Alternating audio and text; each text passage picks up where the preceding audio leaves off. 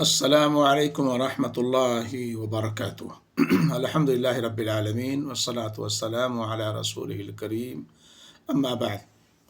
معزز سامعین ناظرین، ایک مسئلہ ہے کہ جمعہ کی فرض نماز سے پہلے کتنی رکعات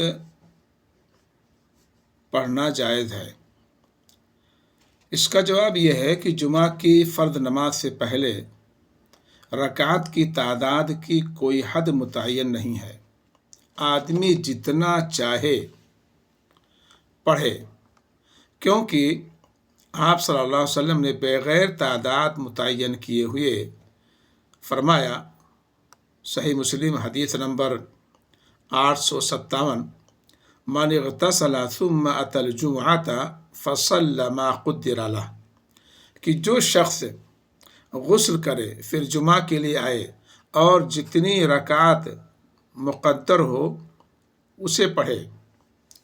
البتہ خطبہ شروع ہونے کے بعد آنے والے کے لیے 2 رکعات پڑھنا ہے، جیسا کہ حدیث میں ہے کہ جب تم میں سے کوئی جمعہ کے دن آئے اور امام خطبہ دے رہا ہو تو وہ بیٹھنے سے پہلے لازمی طور پر مختصر سی 2 رکعات پڑھ لے۔